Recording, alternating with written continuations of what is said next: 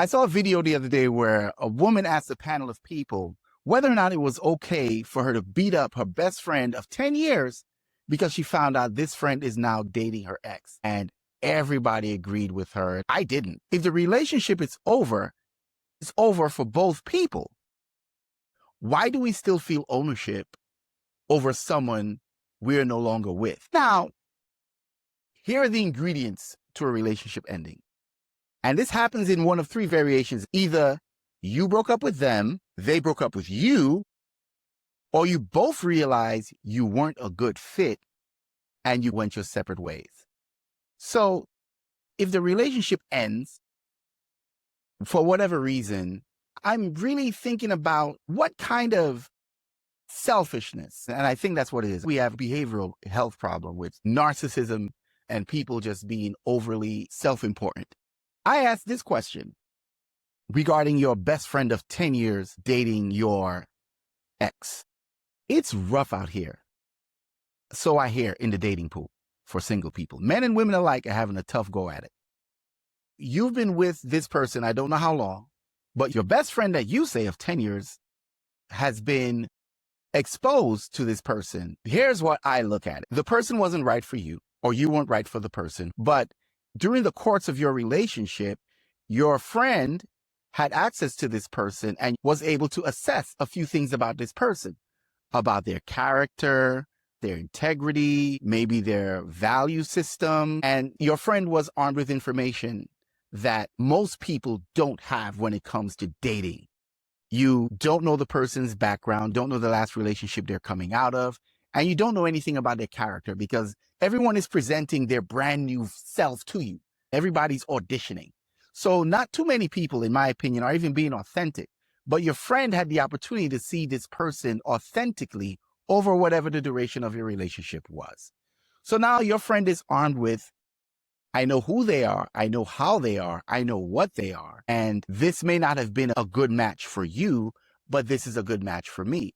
I mean, shouldn't you celebrate that your friend is now having the opportunity to be involved with someone that you think they have some value because you feel a kind of way that they're not with you anymore? Because the only way you would not want someone that you've been involved with to be with another person, especially someone you know, is because you still have feelings for the person. And I'm sorry, that happens sometimes. And, you're going to have to heal that, whatever that is.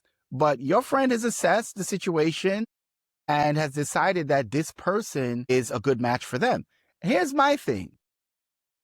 If this person is your best friend and your energy is, I'm their best friend, they're my best friend, I challenge that. This person might be your best friend, but you're definitely not their best friend because you think that their loyalty to you should supersede their need for companionship, their ability to find happiness.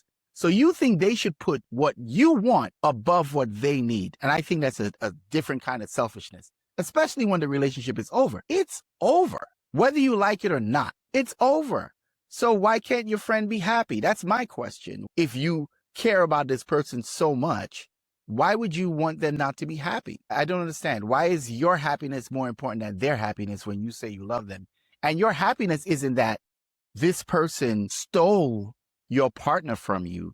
Your relationship was over, and it wasn't over because of that person, because you didn't say that. Your relationship ended. And it just so happened that over the passage of time, this person and your best friend got into a relationship. I think you're a special kind of selfish if that is your thought process. We're full-grown adults now. Stuff happens, people move on. Everybody has a past. Everybody. Sometimes you know the people that are in their past. I've had moments like that where I was made aware that an ex had gotten involved with a dear friend of mine. And I'll admit, I was in my feelings for about a week. My ego was hurt. My ego was bruised. I was offended. I was incensed. And I had a wake-up call because while arguing and fighting and being emotionally charged, and in the moment I'm driving and I almost got into an accident, and in the car with me, I had my mother and I had my uncle. And that kind of like snapped me back to reality. And I was like, whoa, whoa, whoa, whoa, whoa. This isn't worth my life. It damn sure isn't worth my mother's life. And my uncle goes without saying, but it woke me up and it jarred me to reality. And then I had to like really do the math. This is your ex. Who she messes around with ain't none of your business. She's an ex for a reason. Y'all didn't work out. What you mad about? You mad at your friend? He's single. Like, how you mad at your friend? He saw an opportunity that was presented to him and he took it. Why are you mad at that? She's not yours. And so I was like, you know what? I ain't even mad at him. And I called him and I spoke to him and I said, hey man, we're good. And I called her and I told her, we're good. I'm like, I'm not mad about this stuff no more. And she was confused. I'm just like, if I'm not mad at him and he didn't do anything wrong, how am I going to be mad at you? That doesn't even make sense. Like, I don't even have a foot to stand on. We weren't together. What you do is it's not my business. So I let it go. So that's been my position since then. Like, what happens with my ex is not my business. Another story I have is when I was even younger than that, my best friend at the time, his ex approached me and she kind of let me know that she liked me or whatnot. And she was cute. I thought she was attractive. I did. And she made a move and I was like, oh, hold up, wait a minute. And I went to my boy. I was like, listen, I got to talk to my dude. You know, I think at the time I must have been like 17. I don't remember, but we're young enough. And I called my boy and I was like, hey, man, I got to talk to you about something. And I said, hey, XYZ, whatever, whatever. You know what he said to me? And he was in a relationship. I believe in a relationship. And dude said to me, anybody but her. In my limited thinking, I understood and I complied. I told her what was up. I was like, hey, man, my boy's not okay with it. Can't do it. And she looked at me like, are you for real? And in hindsight, I'm like, I should have looked at myself as I'm for real. But, you know, when we're children, we think like children, we speak like children. And when we're men, we think like men, we act like men, we behave like men. Grown man, listen, that's your ex, bro. It's over, it's over. You can't have it both ways. You can't have an ex and be in a relationship with another woman. And if this woman is advancing towards me, I'm like, nah. Especially if I'm single and I think she's attractive. Nah, it doesn't work like that. It just doesn't. So that was my position when I was younger. And as I got older, I evolved to realize, hey, you know what? Your ex is your ex. And what happens after that, what happens after me is none of my business, period. So my question is, why do we still feel ownership over someone we're no longer with? I don't understand it. I mean, I kind of do, and I think that's probably like mammalian, hormonal, territorial, whatever foolishness that is, because it's absolute foolishness. There are people sitting in jail right now because they could not let go of an ex. There are people sitting in cemeteries right now because an ex could not let go of them, and then that ex is in jail. It's just dumb. It's ridiculous. And this is not to be insensitive to the families who have suffered in regards to people who did not act in a way, people who I'd say have mental health issues, families who are victims to people who had mental health issues. This is not to make small of their grief, because it's sad when relationships end and people are not mature enough, are not sound enough in their mind and in their psychology to move on with their life, and they end up hurting other people. It's just dumb. And when you think of it from that perspective, and I think if you're logical and you're sane, you kind of understand that it's not a far line. The distance from that's my ex, you can't be with them, to nobody can be with them, it's not that far. You're not together anymore. You do not own access to or control access to that person. You do not have a right to, you should not have a need to, and you definitely should not have a want to. You're not in a relationship anymore. So it's like so many bad things happen from that mindset. Think about it. Domestic violence, sometimes the ultimate. People get buried behind this. People go to jail behind this. It's dumb. It's dumb. Now, how stupid you gonna feel? You get into a fight with somebody over your ex. You go to jail. Whatever happens behind those bars happens behind those bars. And your ex and said person are still living happily ever after.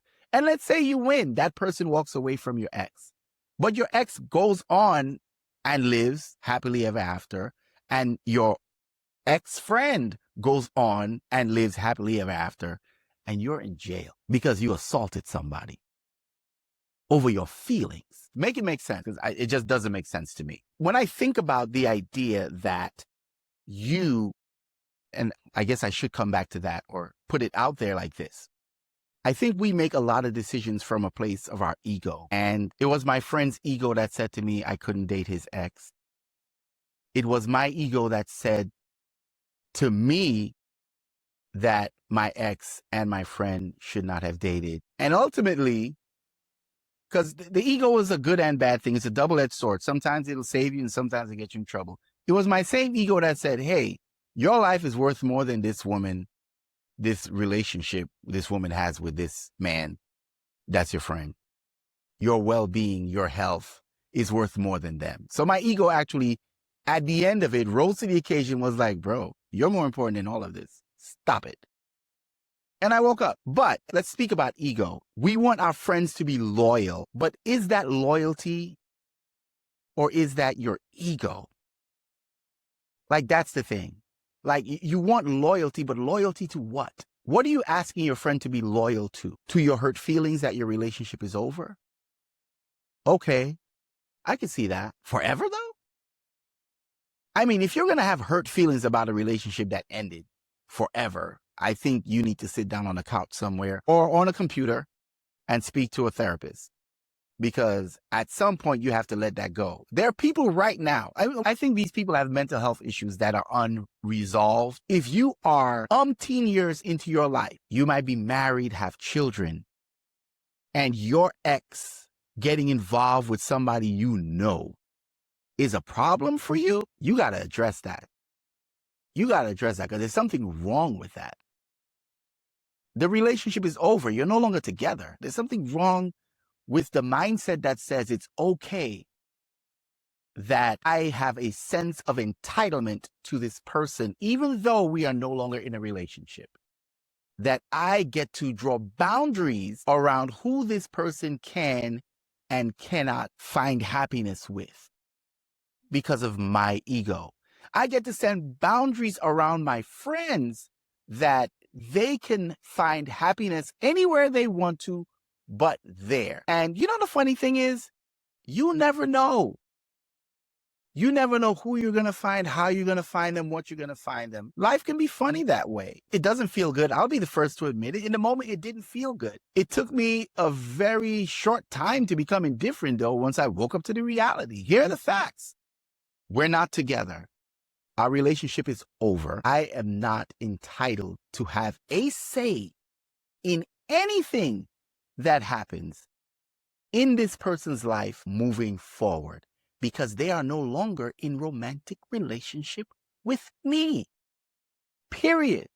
I don't get to say anything about them to my friends. I don't get to say anything about them to my family. I have no say. Who they hook up with, who they end up with, it's not my business. Even if they broke up with me and left me, it doesn't change the fact that that relationship is over. Do I have to grieve it if I'm the one who was left? Sure. But I need to make sure that happens. I need to take the time to do the work, to heal myself, to heal my wound and get over it. Because guess what? They didn't want you anyway.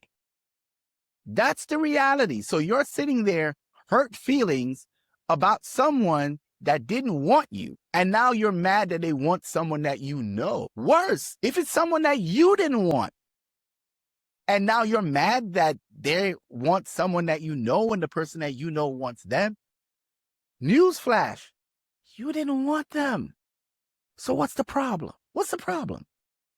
Are we so involved in our egos? Are we so big in our heads that we think the whole world should revolve around us and our friends? Their worlds we should be the center of their universes? Make it make sense. It doesn't make sense to me. I think we need to step back from our emotions or our egos and really analyze things objectively from a mature space. Because I think it's immaturity that says, I'm not his friend, you can't be his friend. I'm not her friend, you can't be her friend. Well, that was my boyfriend, you can't be his girl. That's childish stuff.